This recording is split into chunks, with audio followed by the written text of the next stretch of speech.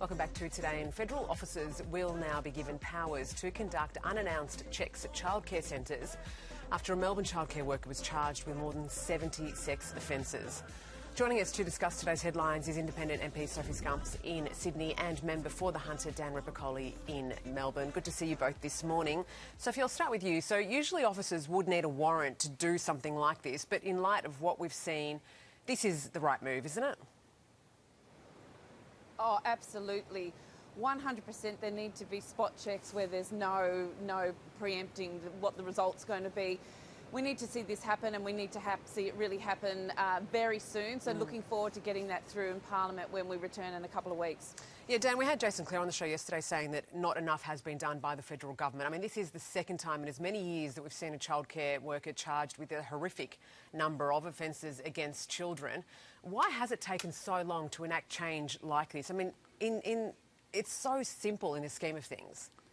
It's absolutely sickening what's happened down here in Victoria, and as Jason Clare admitted yesterday, there is more that should have been done a little bit quicker, and we're acting on that. We're working heavily with the state government, so both Victoria and New South Wales governments. We support the changes they're putting in, and we'll continue to work with them and make sure that we are putting those kids front and centre to make sure that they're getting the best care they can and the best education they can as well. I mean, it makes everyone's blood boil, this story. There's no doubt about that. I mean, Sophie, there are also revelations that young children are now having to be tested twice for STIs because of a health department miscommunication. I mean, these parents have already taken their children to be tested, and now they're being told 2 days later that they will have to be retested. I mean, the trauma that the children, their families, their parents are experiencing right now, they are rightly furious at this incompetence. How can Victoria's health department get this so wrong? Look, I have no answers for that, but it is absolutely horrifying and heartbreaking for those families affected. But also just think about every single family that's sending their children off to childcare this morning. Families need to absolutely trust that their children are going to be safe in childcare throughout those days. So every single measure that possibly can be brought in needs to be brought in to protect our children in the best way possible. I mean, Sophie, you're a GP, right? You've been in the medical profession. What kind of an impact would this have on those kids? Oh, it's absolutely... They won't understand what's going on, but it's going to have a huge impact. For the children that have been impacted directly by this, there will be years of trauma that needs to be worked on.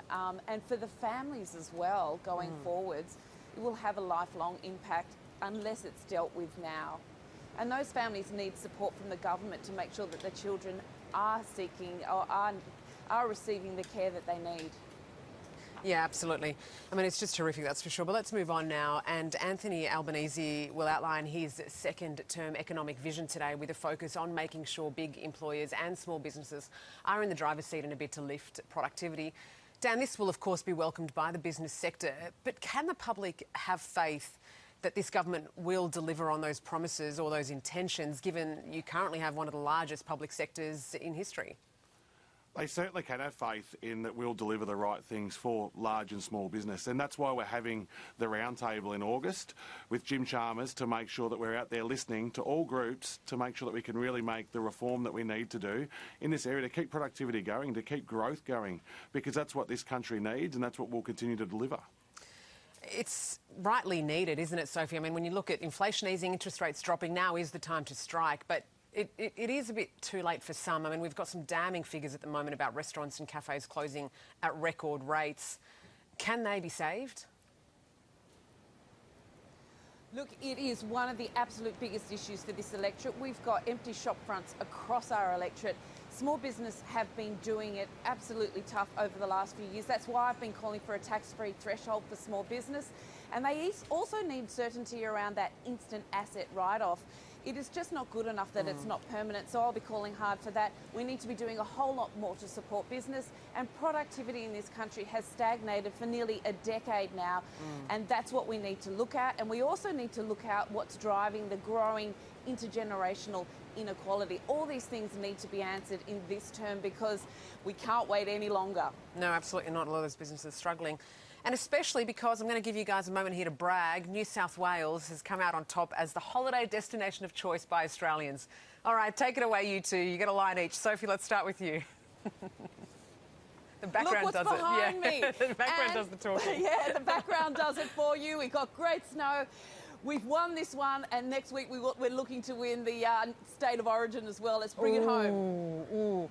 Dan, you've escaped to Melbourne, though, I see. It's beautiful behind you, by the way, that background as well. It is a lovely background behind me here in Melbourne, but nowhere near as good as New South Wales there, Sarah. All right, that's enough. We are the tourism mecca, the hunter, the world's best wine. Why wouldn't you want to be there? And go the Blues. This is so biased. And Charles, I'm throwing to you. You're Yeah. another New South Welshman. I mean, this is not fair. Shall I just say go Queensland now? No, you should not. No, and I'll endorse the Hunter comment too from Dan. That's good chat. There's